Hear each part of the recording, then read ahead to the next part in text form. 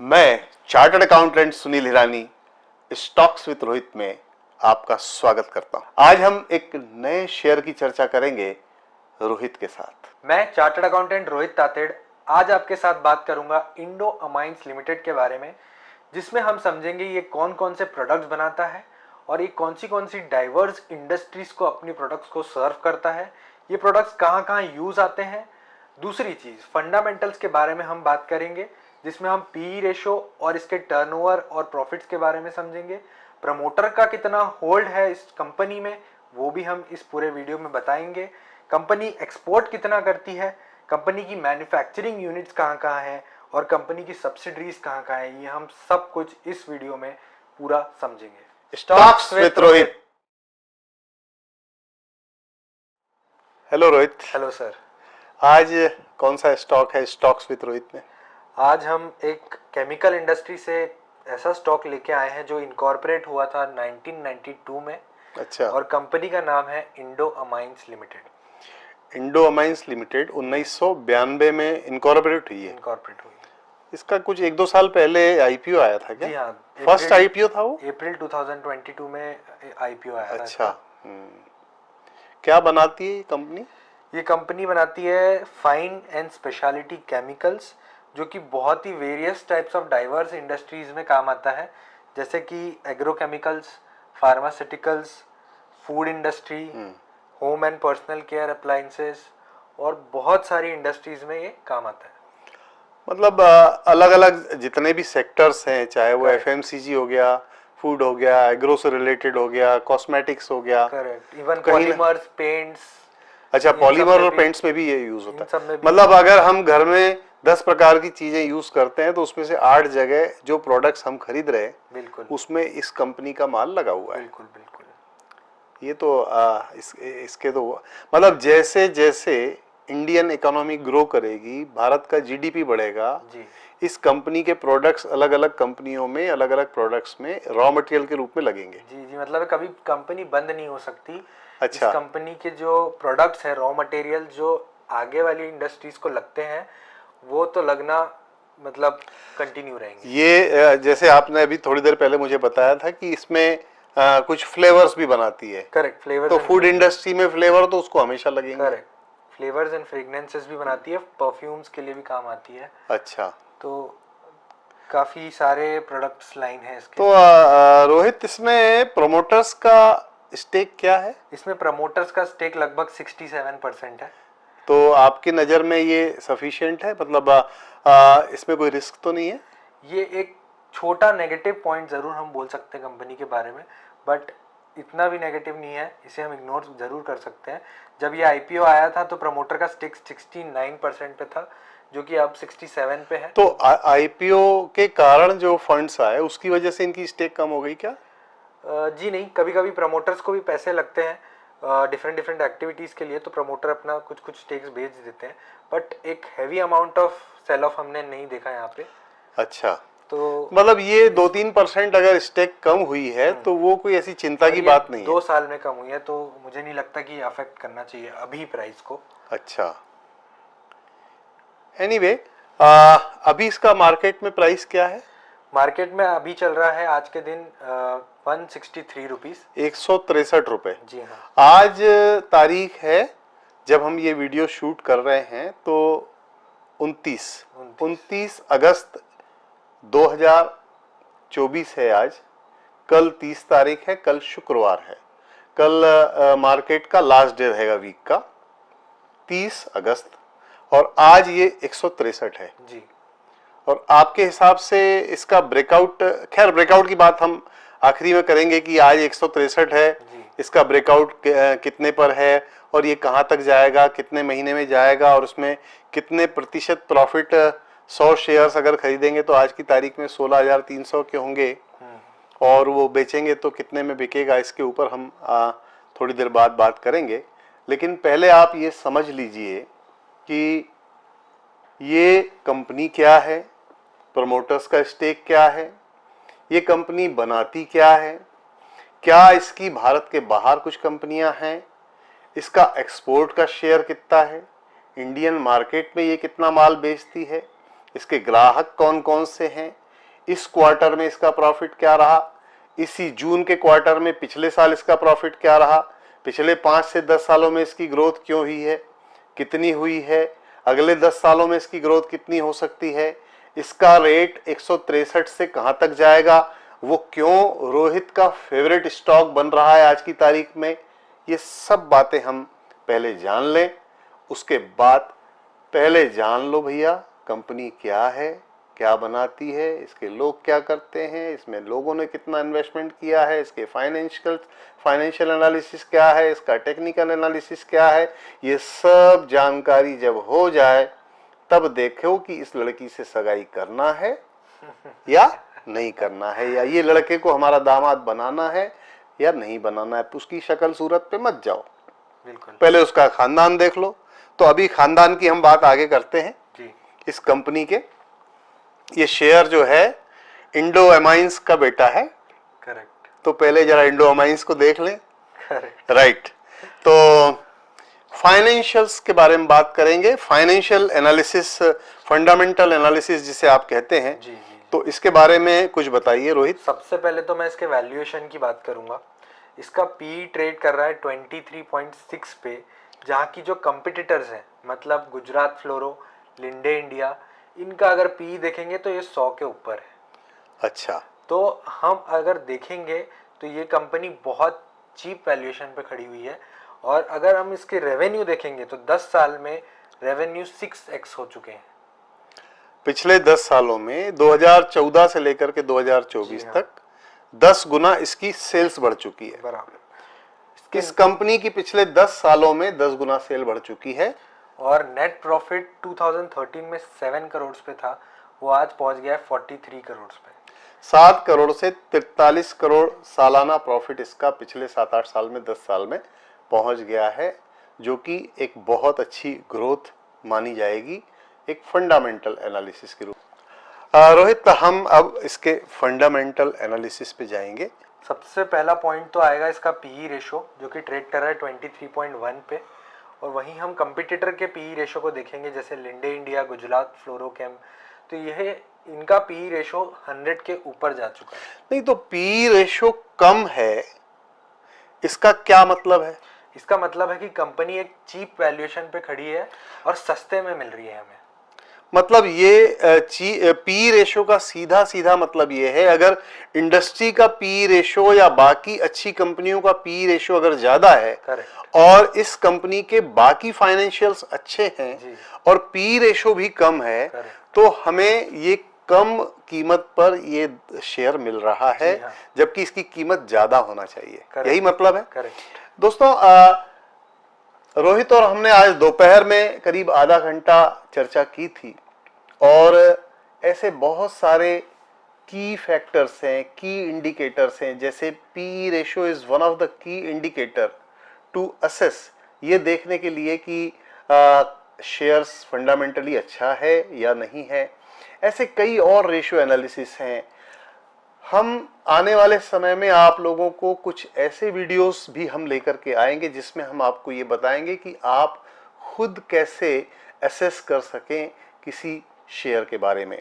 तो चूंकि Indo amines का पी रेशो इंडस्ट्री से काफी कम है, तो ये शेयर आज 163 रुपए में काफी सस्ता है, कम रेट पर मिल रहा है, जबकि ये ज्यादा पे मिलना चाहिए बाकी इंडस्ट्री के पी रेशो को ध्यान में रखते हुए, जो कि सक्सेसफुल है already. Yes, next point fundamental analysis पे। इसका आरओसी और आरओई दोनों है 17.5 के अराउंड। तो ये भी 15 के ऊपर जो भी रहते हैं मेरे हिसाब से, वो एक अच्छा आरओसी और आरओई माना जाता है। ओके। और इसके रेवेन्यू को अगर हम देखेंगे तो 10 साल में अराउंड 6x ग्रोथ हुई है रेवेन्यू में, जो कि एक बहुत ही पॉजिटिव पॉइंट है। प्लस नेट प्रॉफिट भी इसका 7 CR था 2013 में, जो कि आज पहुंच गया है 43 CR। बिक्री 10 साल में 10 गुना बढ़ी है, और शुद्ध मुनाफा 10 सालों में 7 करोड़ से 42-43 करोड़ पहुंच गया है। और 2022 अप्रैल में इसका आईपीओ आया है, जिसके बाद इसकी बोरोविंग्स कम हुई है, लोन कम हुआ है, तो इसकी ब्याज का जो इसका खर्चा है वो भी कम हुआ है, जिसकी वजह से आने वाले समय में प्रॉफिटेबिलिटी बढ़ेगी। और जहां तक बात है पी रेशो की और रिटर्न ऑन इन्वेस्टमेंट की, आरओसीसी और जो भी रेशियोज है, इसके बारे में हम आपको आने वाले समय में जरूर सिखाएंगे।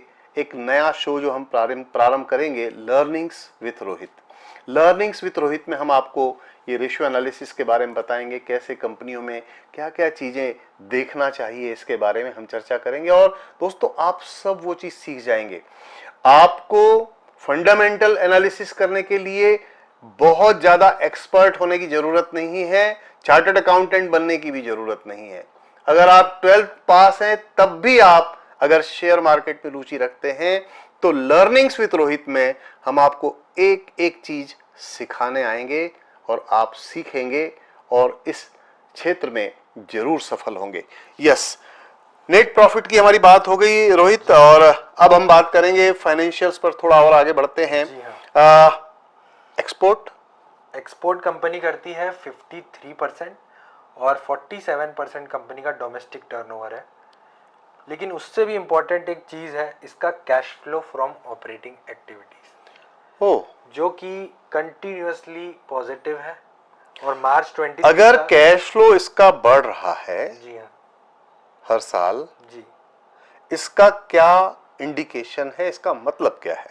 इसका मतलब है कि कंपनी कैश रिच है और कंपनी के पास हमेशा कैश है, और जिस भी कंपनी के पास कैश होता है वो कंपनी एक्सपांड जल्दी करती है। और इसका अगर हम cash flow from investing activities देखेंगे तो वो एवरी ईयर नेगेटिव जाता है। मतलब कंपनी एवरी ईयर एक्सपांशन के बारे में सोचती है और एक्सपांशन करने जाती है। मैं उसको दूसरे शब्दों में समझाना चाहूंगा।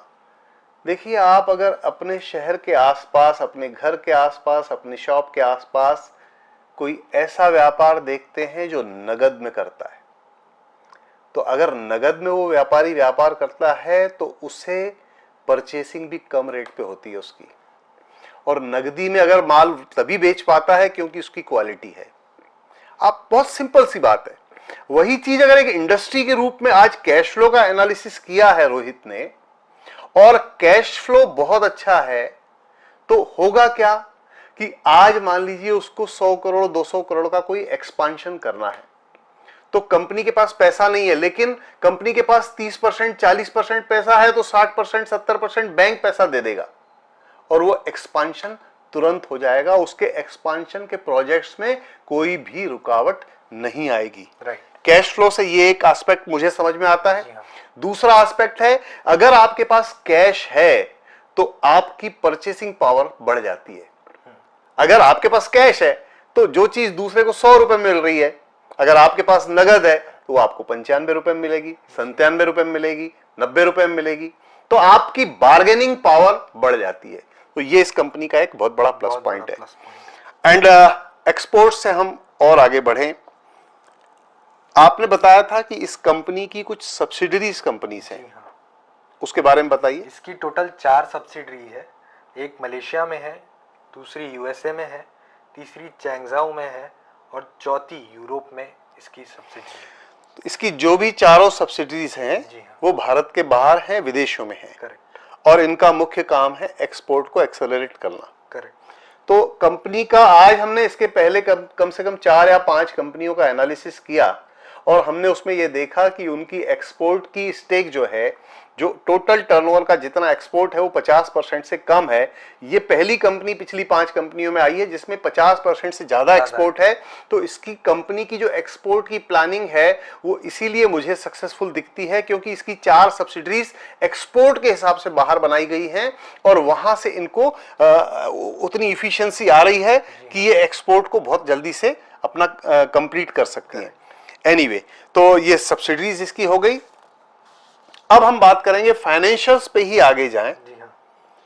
तो जून फर्स्ट क्वार्टर को 24-25 फाइनेंशियल ईयर के फर्स्ट क्वार्टर को 23-24 के फर्स्ट क्वार्टर से कंपेयर किया आपने? जी हाँ, और इसी वजह से एक मेरा फेवरेट स्टॉक बन गया अभी के लिए, शॉर्ट टर्म के लिए, बिकॉज इसका जो जून 24 का जो रिजल्ट आया है उसमें नेट प्रॉफिट जो हुए हैं वो प्रीवियस ईयर के जून क्वार्टर से ऑलमोस्ट डबल हो गया। मतलब 90% इंक्रीज है नेट प्रॉफिट में। नेट प्रॉफिट में, लेकिन टर्नओवर, जो टर्नओवर है वो सिर्फ 5% बढ़ा है। देखिए, आप 100 रुपए बेचकर, 100 रुपए में आपने कोई अपनी बिक्री की और उसमें आपको मुनाफा हुआ 10 रुपए, और वही बिक्री अगर अगले साल आप करते हैं 100 रुपए या 105 रुपए की और आपका मुनाफा होता है 20 रुपए। इस कंपनी में ऐसा हुआ है। 23-24 में इसका जो टर्नओवर रहा है लगभग उससे 5% की ही वृद्धि हुई है अगले साल में, यानी 24-25 के फर्स्ट क्वार्टर में, अप्रैल मई जून में, और मुनाफा जो हुआ है वो डबल हो गया है। क्या कारण हुआ, आपने उसका एनालिसिस किया क्या? इसका पहला कारण तो है कि ऑपरेटिंग मार्जिन इंप्रूव हुए हैं। ओके। और दूसरा कारण यह है कि इसका इंटरेस्ट एक्सपेंस कम हुआ है। तो इन्होंने जो बोरोइंग्स ली थी वो बोरोइंग्स कम हुई है, इन्होंने जो लोन्स लिए हुए वो कम हुए हैं, क्योंकि इनका आईपीओ आया था और आईपीओ इन्होंने एक्सपांशन में भी लगाया पैसा और लोन भी चुकाया है। तो लोन जो चुकाया है उससे इनकी ब्याज की राशि कम हुई, लेकिन पूरा ब्याज का तो इफेक्ट नहीं होगा प्रॉफिट दुगना होने में। और क्या, मार्जिन्स बढ़े हैं। मार्जिन्स बढ़े हैं इसका मतलब या तो इनके प्रोडक्ट्स जो हैं वो यूनिक है, या मार्केट में इसकी डिमांड बढ़ी है, या इनका एक्सपोर्ट बढ़ा है, और ये अपनी शर्तों पर माल बेच रहे हैं, जिसकी वजह से इनका प्रॉफिट बढ़ा है। ये बहुत सामान्य सी चीज है जिनका एनालिसिस आप भी कर सकते हो और आप विचार तो कर ही सकते हैं। यस, तो ये आपका हो गया Q1 का एनालिसिस।